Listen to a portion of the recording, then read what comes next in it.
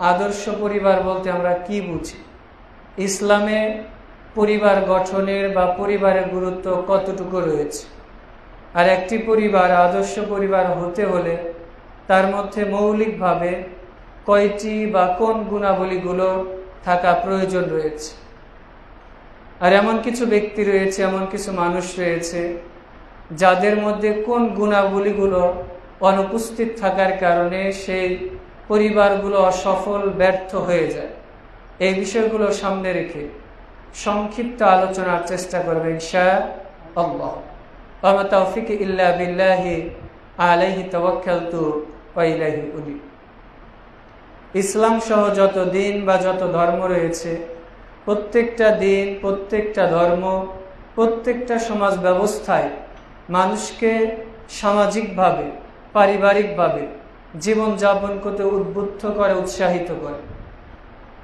আজ থেকে আমরা যদি 20 বছর 50 বছর পেছনে ফিরে যাই, তাহলে আমাদের মধ্যে, আমাদের পিতামাতার মধ্যে, আমাদের দাদা দাদির মধ্যে যতটুকু পারিবারিক বন্ধন ছিল, ভালোবাসা ছিল, সহমর্মিতা ছিল, সহযোগিতার মন মানসিকতা ছিল, স্যাক্রিফাইস করার মানসিকতা ছিল, এখন আমাদের মধ্যে অনেকাংশেই কমে গেছে।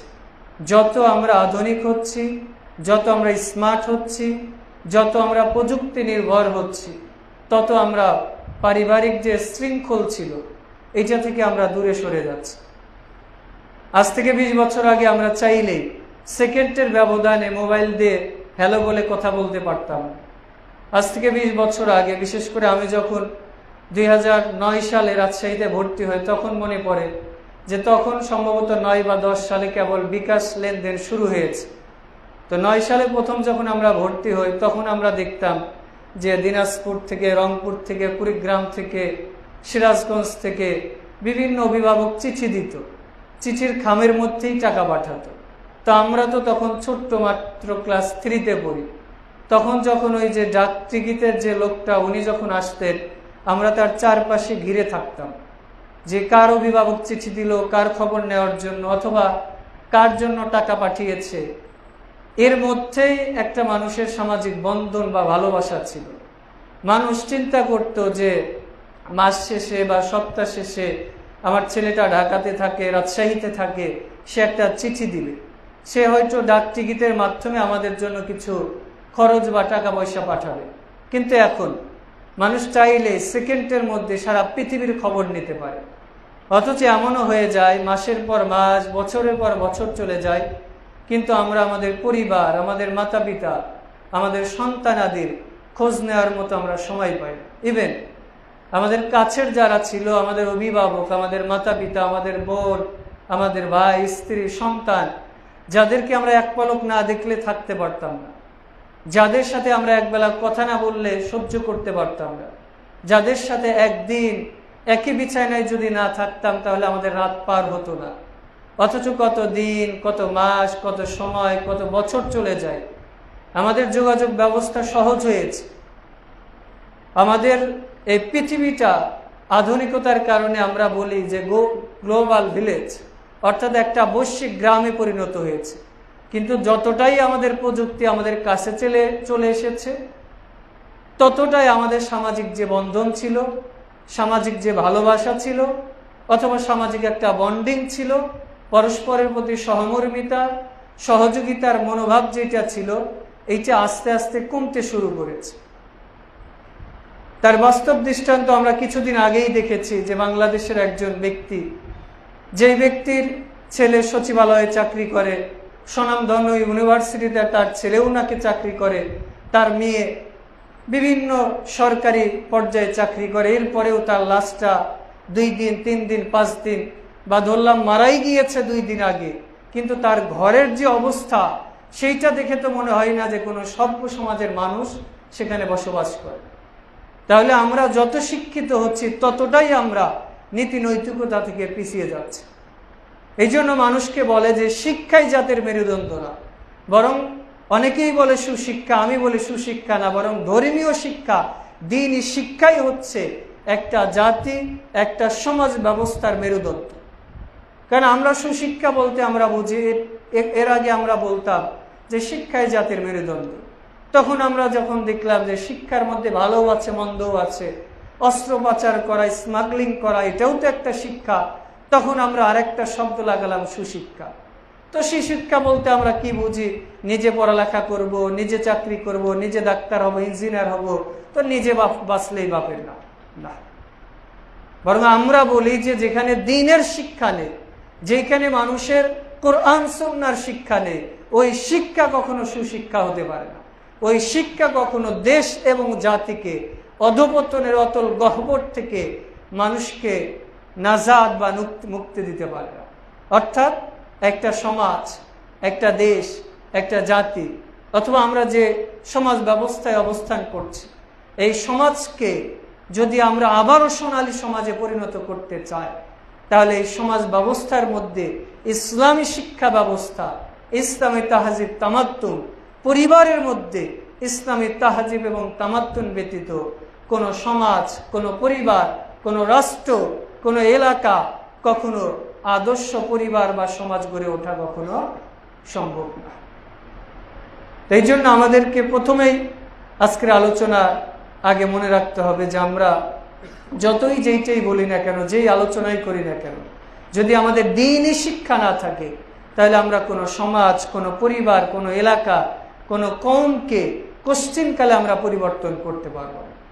হয়তো যারা অমুসলিম আছে, বিশেষ করে আমরা আমেরিকা বলি, রাশিয়া বলি, ব্রিটেন বলি, তারা অমুসলিম, তারা জেনা ব্যভিচার করে অথবা আমাদের দৃষ্টিতে অসভ্য, কিন্তু তারা অসভ্য হলেও দুনিয়াতে তাদের মধ্যে একটা জিনিস আছে, নীতি নৈতিকতা। নীতি নৈতিকতা বলতে ইসলামের নীতি নৈতিকতা না, বরং মানুষের প্রতি যে সহযোগিতা করার মনোভাব অথবা ডিসিপ্লিন মেনে চলার যে মনোভাব, এইটা অমুসলিম জাতিদের মধ্যে অনেকটাই আছে, যেটা আমরা মুসলিম জাতি ভুলতে বসেছি। মুসলিম জাতিদের মধ্যে যেটা থাকা উচিত ছিল, সময়ানুবর্তিতা অথবা সামাজিক শৃঙ্খলা বোধ, সেটা হিন্দু হোক, অমুসলিম হোক, মুসলিম হোক, কাফের হোক, মুশরিক হোক, পরস্পরের প্রতি যে সহযোগিতা, আমানতদারিতা, এইটা আজকে আমরা হারাতে বসেছি বা হারিয়ে ফেলেছি। অথচ ইসলামের একটা নিদর্শন বা ইসলামের একটা নিদর্শন হচ্ছে, কোনো জাতি যদি আমানতদারি হয়, কোনো জাতি যদি পরিশ্রম করে, কোনো জাতি যদি শৃঙ্খলাবদ্ধ জীবনযাপন করে, হোক সে মুশরিক, আল্লাহ রাব্বুল আলামিন এদেরকে ক্ষমতা দিবেন, রাজত্ব দিবেন। কারণ আজকে আমরা বলি যে মুসলিমরা তো আমরা শ্রেষ্ঠ জাতি, তো আমরা কেন এত লাঞ্ছিত, এত অপমানিত? এর কারণ নামে মুসলিম, কিন্তু কোরআন সুন্নাহর আমরা ধারে কাছে যাই না। যদিও তারা মুশরিক, হয়তো মারা গেলেই তারা জাহান্নামে যাবে, কিন্তু তাদের মধ্যে যে শৃঙ্খলাবদ্ধতা আছে, এইটা হয়তো আমাদের মধ্যে নেই। অনেকে বলতে পারে যে তাহলে কি আপনি মুসলিমদেরকে মুসলিমদের থেকে মুশরিকদের ভালো বলছেন? না, তাদের মধ্যে যেটা ভালো সেটা ভালো বলতেই হবে। কারণ রাসূলুল্লাহ ইসলাম বলছেন, আদ-দুনিয়া সিজনুল মুমিন ওয়া জান্নাতুল কাফির, মুমিনদের জন্য দুনিয়া হচ্ছে জাহান্নাম সমতুল্য। অর্থাৎ মুমিনরা চাইলেই দুনিয়াতে যা ইচ্ছা তাই করতে পারে না। জেলের মধ্যে একজন মানুষ নিজের মন মতো যা ইচ্ছা তাই করতে পারে না, মুমিন ব্যক্তি দুনিয়াতে যা ইচ্ছা তা করতে পারে। আর কাফের ব্যক্তি ওর মন যা চায় ও তাই করে, আর ও দুনিয়াতে যে সাময়িক সময়ের জন্য আনন্দ উৎফুল্লতা অনুভব করছে, এটাই ওর জন্য পরকালের আখিরাতের জাহান্নামের তুলনায় জান্নাত। কারণ ও দুনিয়াতে হয়তো আমানতদারিতা ছিল, দুনিয়াতে হয়তো ডিসিপ্লিন মেনটেন করেছে, এই জন্য আল্লাহকে সম্মান দিয়েছে, ক্ষমতা দিয়েছে, রাজত্ব দিয়েছে। এটা দুনিয়াতে ওর শেষ, কিন্তু যখনই মারা যাবে তখনই ওর চিরস্থায়ী জায়গা যেটা জাহান্নামে ও উপস্থিত হয়ে যাবে। তার মানে ওই জাহান্নামের তুলনায় দুনিয়াটা ওর কাছে জান্নাতের মতো মনে হবে। তো যাই হোক, বলছিলাম যে পরিবার একটা মানুষ, একটা দেশ, একটা জাতির জন্য অত্যন্ত গুরুত্বপূর্ণ বিষয়। একজন ব্যক্তি ভালো হোক অথবা মন্দ, সে মুসলিম হোক অথবা মুশরিক, সে যেই ধর্মেরই, যেই দিনেরই হোক না কেন, যেই সমাজেরই হোক না কেন, প্রত্যেকটা মানুষই সমাজের প্রতি ডিপেন্ডেন্ট, প্রত্যেকটা মানুষই সমাজের প্রতি নির্ভরশীল। যেই ব্যক্তি সমাজ থেকে যত দূরে সরে যায়, সেই ব্যক্তি তত বেশি পাপ, পঙ্কিলতা এবং অকারেন্সের মধ্যে সে লিপ্ত হয়। কারণ একজন ব্যক্তি যখন সমাজের মানুষের সাথে মিশবে, ভালো মন্দ, দুঃখ কষ্ট ইত্যাদি বুঝবে। কিন্তু সে যখন সমাজ থেকে দূরে সরে যাবে, ঘরের কোনায় বসবে, মোবাইল ফোন টিপবে, তখন তার মাথার মধ্যে আজে বাজে চিন্তা আসবে, তার মধ্যে বিভিন্ন পাপ করার প্রবণতা আসবে।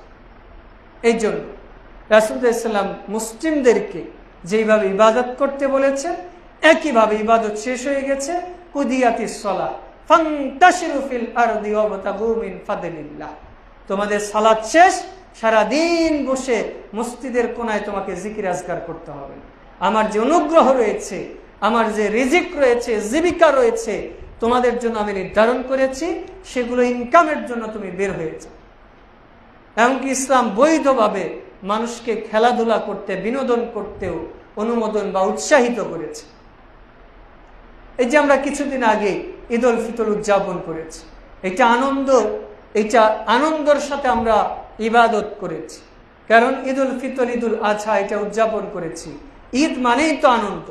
যদিও আমরা আনন্দ করেছি, এরপরে আমরা ইসলামী পদ্ধতিতে করার কারণে ওই আনন্দটাই আমাদের জন্য ইবাদত হয়ে গেছে বলে সুবহানাল্লাহ।